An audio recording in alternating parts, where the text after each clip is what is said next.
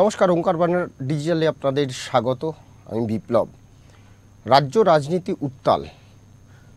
SSC যে নিয়োগ, প্রায় 26,000 শিক্ষক শিক্ষিকার চাকরি বাতিল হয়েছে।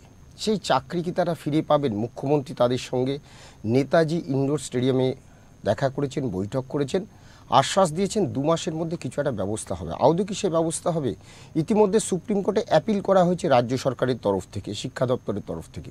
অন্যদিকে আজ যখন আমরা প্রতিবেদন করছি তখন সুপার নিউমারির যে পোস্ট, সেই পোস্ট নিয়ে কি সিবিআই তদন্ত হবে? সুপ্রিম কোর্ট সেটা খারিজ করে দিয়েছে।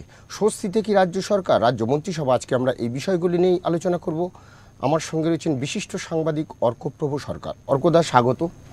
অর্কদা, এসএসসির যে এতগুলো ছেলে মেয়ে চাকরি বাতিল হয়ে গেল, সেই চাকরি কি একদিকে ফিরে পাওয়া সম্ভব? অন্যদিকে রাজ্যের রাজনীতিতে এইটা কি আদৌ কি কোনো প্রভাব ফেলবে বলে মনে হয়?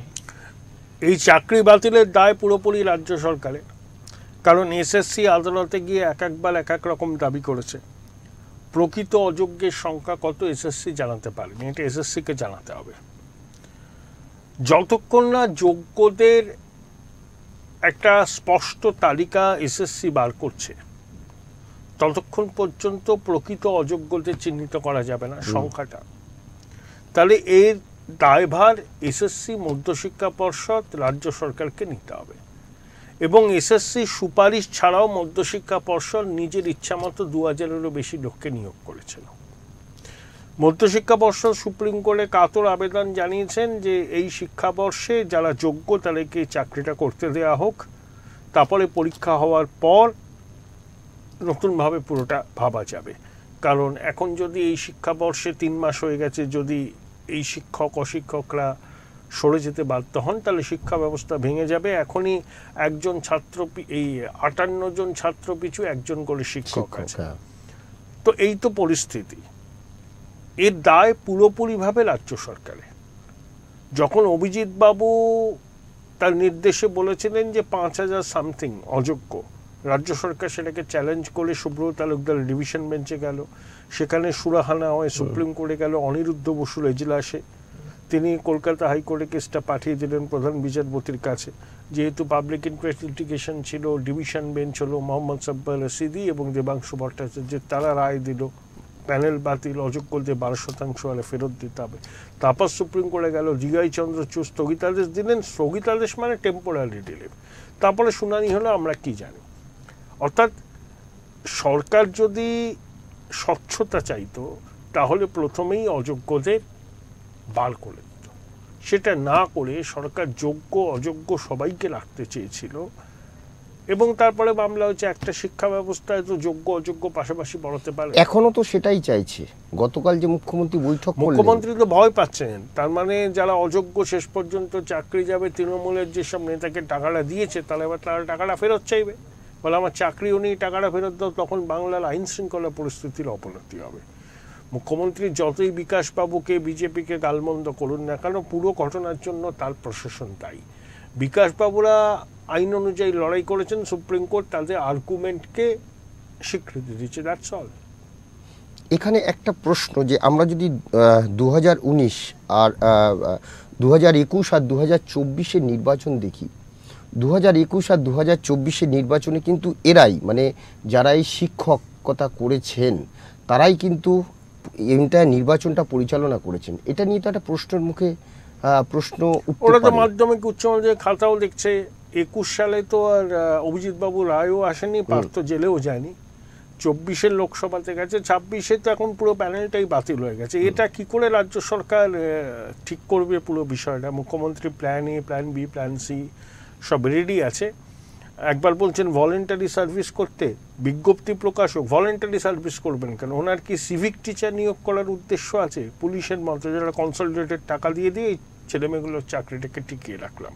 বা মুখ্যমন্ত্রীর ত্রাণ তহবিল থেকে কি এদের বেতন দেওয়া হবে? নানা রকম কিছু হতে পারে।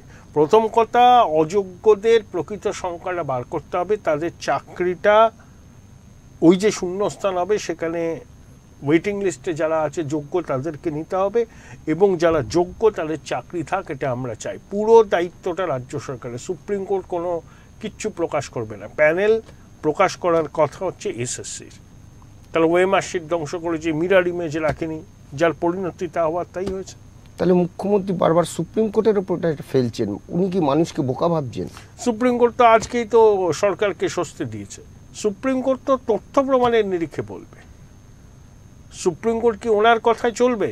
উনি আশা করতে পারেন যে উনি যা বলবেন তাই ওনার কথাই চলবে। রায় পছন্দ না হলে উনি সুপ্রিম কোর্টকে তোপ দাগবেন, আর রায় পছন্দ হলে তখন চুপ করে থাকবেন। এই তো সিবিআই তদন্তের যে সিদ্ধান্তটা নিয়েছিল ডিভিশন বেঞ্চ কলকাতা হাইকোর্ট, সেটা খারিজ করে দিয়েছে, বলছে যুক্তরাষ্ট্র কাঠামোর পরিপন্থী।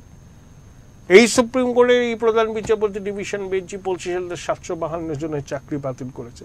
যে এমনই দুর্নীতি করে পুরো প্যানেল তৈরি করা হয়েছে, নিয়োগটা তো হয়েছে যে গন্ধ বেরোচ্ছে, এবং এসএসসি দুর্নীতির বিষয়ে জেনেও কোনো পদক্ষেপ না নিয়ে দুর্নীতি ধামাচাপা দেওয়ার চেষ্টা করেছে। এইখানটা কি প্রশ্ন যে দুর্নীতি, আমরা যদি এই সরকার আসার পর থেকে দেখি সারদা নারদা থেকে পর পর পর পর যে এত দুর্নীতি, কিন্তু তারপরেও মানুষ সরকারকে বিশ্বাস করে ভোট দিচ্ছে। না, ভোটের সঙ্গে দুর্নীতির কি সম্পর্ক? দেখা যাক কি প্রভাব পড়ে।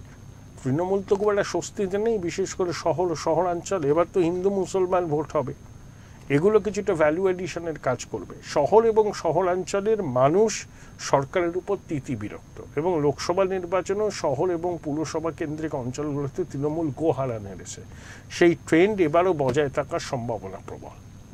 এই জায়গা থেকে যে বাম একদিকে বিজেপি, এই যে দুই বিরোধী দল, সেইভাবে যতটা রাস্তায় নামার কথা ততটা কি রাস্তায় নামতে পারছে? যদি মমতা বন্দ্যোপাধ্যায় এই সময় বিরোধী দলে থাকে, আরো বেশি করে বিজেপি কালকে নেমেছে, বামেরাও যে যার মতো করে প্রতিবাদ করছে। মানুষ তো জানে বিষয়টা কি হয়েছে। রাস্তায় নেমে শুধু কি হবে? কনস্ট্রাকটিভ আন্দোলন করতে হবে। কালকে বিজেপির ভূমিকা বিরোধী দলের মতোই ছিল।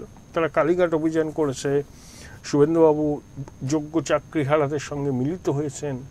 রামনবমীতে বিজেপি যথেষ্ট সফলভাবে রাস্তায় নেমেছিল, তারপরেই এই ঘটনাটা ঘটেছে। ওদের সংগঠন অনেক চাঙ্গা আছে এখন।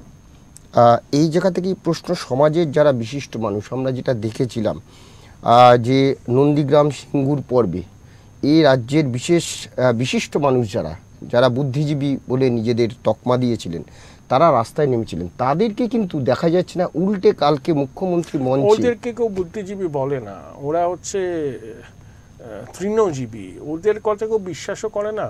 ওরা কি বললো কি না বললো, নিজেদের বিশ্বাসযোগ্যতার তলানিতে এরা নিজেরাই ঠেকেছে। ওই কবি আর ওই দেরেল সাহিত্যিক ছিল, এরা কোন বিশ্ববিদ্যালয়ের ভাইস চ্যান্সেলর, সব আমচা চামচা বেলছে। এরা তো অনুপ্রাণিত এবং গৃহপালিত। এরা যদি বঞ্চিতদের হয়ে কথাও বলে, তখনও মানুষ ভাবে নিশ্চয়ই কোনো উদ্দেশ্য আছে, সেই জন্য কথা বলছে। এদেরকে মানুষ বিশ্বাস করে না। এরা বুদ্ধিজীবীও নয়। ভবিষ্যৎ কি আগামী দিনে? বাংলার ভবিষ্যৎ কি, বিশেষ করে শিক্ষা ব্যবস্থা? অন্ধকার। তো শিক্ষা ব্যবস্থা যদি এরকম করতে থাকে, আর এসএসসি যদি আবার পরীক্ষা নেয়, আবার দুর্নীতি করবে, কোনো বিশ্বাসযোগ্যতা নেই। হাইকোর্ট বা সুপ্রিম কোর্টে একটা কমিটি করে দেওয়া উচিত, যারা এক্সামিনেশন কন্ডাক্ট করবে, প্রশ্নপত্র তৈরি, ওয়েমার্কশিট সংরক্ষণ, মেধা তালিকা প্রকাশ, নাম্বার, মেধা তালিকা, এই স্বচ্ছতা রাখতে হলে আদালতকে হস্তক্ষেপ করতে হবে। এসএসসির মতো মানে কি বলবো, কোনো বিশ্বাসযোগ্যতাহীন একটা প্রতিষ্ঠানকে যদি আবার দায়িত্ব দেওয়া হয়, আবার গন্ডগোল করবে না। একদম এখানটাতেই প্রশ্ন, যে সকলে এই প্রশ্নটাই করছে যে এসএসসি তারা যোগ্য অযোগ্যদের তালিকা তো দিলই না, পুরো বিষয়টাকে গুলিয়ে দিল, অথচ দোষ পড়ছে সুপ্রিম কোর্টের ওপরে। সুপ্রিম কোর্টে তথ্য না দিলে কোর্ট করতেই করবে। তেমনই প্রশ্ন যে বলা হচ্ছে যে নতুনভাবে চাকরি, কিন্তু যদি এই এসএসসিকে দায়িত্ব দেওয়া হয় তাহলে নতুনভাবে চাকরি, সেখানে কি আবার যে এই দুর্নীতি হবে না তার গ্যারান্টি দেবে কে? নিশ্চয়ই আদালতকেই কিন্তু এই বিষয়টা ভাবতে হবে। ধন্যবাদ অর্কদা, ধন্যবাদ আপনাদের। সবাই ভালো থাকবেন, নমস্কার।